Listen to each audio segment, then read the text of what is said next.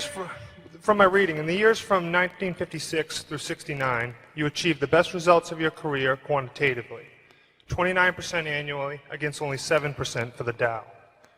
Your approach then was different than now. You looked for lots of undervalued stocks with less attention to competitive advantage or favorable economics and sold them rather quickly. As your capital base grew, you switched your approach to buying undervalued, excellent companies with favorable long-term economics. My question is, if you were investing a small sum today, which approach would you use? Well, I would use the approach that I think I'm using now of trying to search out businesses that where I think they're selling at the lowest price relative to the discounted cash they would produce in the future. But if I were working with a small amount of money, the universe would be huge compared to the universe of possible ideas I work with now. You mentioned that 56 to 69 was the best period. Actually, my best period was before that. It was from right after I met Ben Graham in early 1951. But from the end of 1950 through the next 10 years, actually returns averaged about 50% a year. And I think they were 37 points better than the Dow per year, something like that. But that I was working with a tiny, tiny, tiny amount of money. And so I would pour through volumes of businesses, and I would find one or two that I could put $10,000 into or $15,000 into that were just ridiculous. They were ridiculously cheap. And obviously, as the money increased, the universe of possible ideas started shrinking dramatically. The times were also better for doing it in that time. But I think if you're working with a small amount of money, with exactly the same background that Charlie and I have, and same ideas, same whatever ability we have, I think you can make very significant sums. But as soon as you start getting the money up into the millions, many millions, the curve on expectable results falls off just dramatically. But that's the nature of it. You've got to, when you get up to things you can put millions of dollars into, you've got a lot of competition looking at that, and they're not looking as I did when I started. When I started, I went through the pages of the manuals page by page. I mean, I probably went through 20,000 pages in the Moody's Industrial, Transportation, Banks, and Finance manuals. And I did it twice.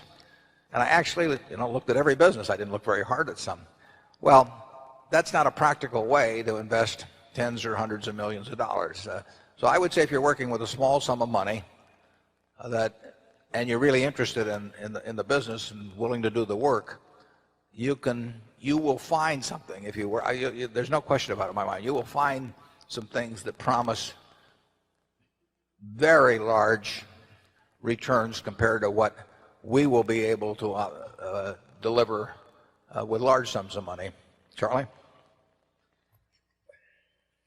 Well, yeah, I think that's right. A brilliant man who can't get any money from other people and is working with a very small sum probably should work in very obscure stocks, searching out unusual, mispriced opportunities. But, that's such a small world. It may be a way for one person to come up, but it's a long slog. And you have also said that if you only had $1 million today, you could generate 50% returns. Since I'm a young investor, this is my question for the both of you. How was your investment strategy different when you were still accumulating money as opposed to managing billions? Did you focus on specific industries, small cap, large cap, etc.? Thank you. Well, managing $1 million is an entirely different game than running Berkshire Hathaway or running some $20 or $50 billion fund of money. And if Charlie and I were running $1 million now or 100,000, or we would be looking in probably some very small things. We would be looking for small discrepancies in certain situations, and the opportunities are out there, and periodically they're extraordinary.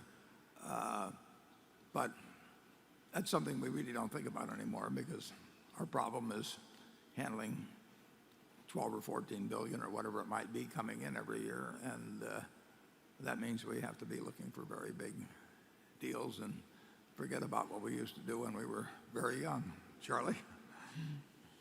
Yeah, I'm glad I'm through with that particular problem. He worked pretty hard at it when Yes, we both did. Did Yeah. we ever? Yeah, yeah. We looked under a lot of rocks, and I used to make big returns on my float on my own income taxes. Between the time I got the money and I paid it to the government, I frequently made enough money to pay the tax. But I was working for small amounts of money and doing anomalous things. he didn't tell me how to do it, though.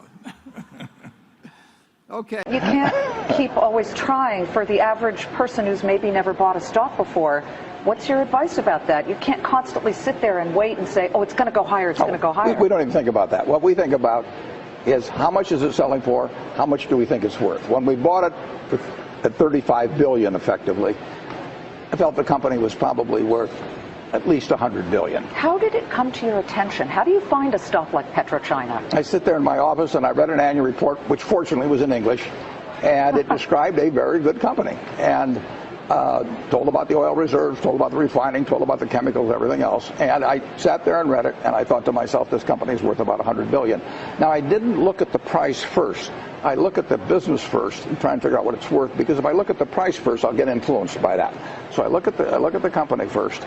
I try to value it, and then I look at the price, and if the price is way less than what I've just valued it at, I'm going to buy it. And how do you value it? Well, that's the trick. Yeah. But it's essentially what I would pay for the whole business if I could buy it. And when we sold the stock, it was valued, we'll say, at probably 250 to 275 billion. And we thought that was a fair price. Now, oil had gone up from $30 a barrel to $75 a barrel. Now it's up even further. But today, yesterday anyway, I believe PetroChina is the second most highly valued company in the world. Second higher to than what? GE, next to Exxon. ExxonMobil. Next to Exxon. Have you sold the entire stake? Yeah, I have. I wish I hadn't, but I have. As of when? Well, we sold it over a period of time. Sold it 2 over months, a period of time. Would you ever buy it or sell a stock based on political pressure or No. sort of? No, the answer is no. People being upset about Darfur had nothing to do with why you sold this stock. The Chinese government owns 88% of PetroChina. They also own control of 29 out of the 30 largest companies in China. The Chinese government is the one that has a position in relation to the Sudan. And they have it, if you own any one of the 30 largest companies in publicly traded companies in China, you will have the Chinese government as your majority partner. And the question is, are you responsible for their actions? You're going to China next week for a ribbon-cutting ceremony for ISCAR. Sort of the limit of my abilities, Liz. I mean, that's what they use this. You're pretty good at cutting a ribbon. I've gotten used to it. Yeah. Are you looking at other companies in China? I don't look based. No, the answer is pretty much no. But I don't look based on countries or that sort of thing. I just read every report I can, and I try and figure out whether something is cheap. But how would you find a report like PetroChina 4 years ago? This was not a name that maybe that a lot of people would. Other guys read Playboy. Yeah, I read annual reports. I mean, Charlie and I, probably, we've made money in a lot of different ways, some of which we didn't anticipate, when we were 30 or 40 years ago. But we did have the ability to recognize some. We didn't have the ability to recognize others. But we did know when we knew what we were doing and when we didn't. And we just kept looking. We had a curiosity about things. You would know at a time like the long-term capital management crisis, for example, that there were going to be ways to make money. I mean, they were going to be out there, and all you had to do was just read and think 8 or 10 hours a day, and you were going to cover a lot of possibilities, probably a very high percentage of them good and some of them sensational. So you can't really lay it out ahead of time. You can't have a defined roadmap, but you can have a reservoir of thinking, looking at different kinds of businesses, looking at different kinds of securities, looking at markets in different places, and you will then spot a reasonable number of things that come along. You won't spot every one of them. We've missed all kinds of things. But the biggest thing, too, is to have something in the way you're programmed so that you don't ever do anything where you can lose a lot. I mean, our best ideas have not been better than other people's best ideas, but we've never had a lot of things that pulled us way back. So we never went 2 steps forward and 1 step back. We probably went 2 steps forward and a fraction of a step back. But avoiding the catastrophes is a very important thing, and it will be important in the future. I mean, you will have your chance to participate in catastrophes.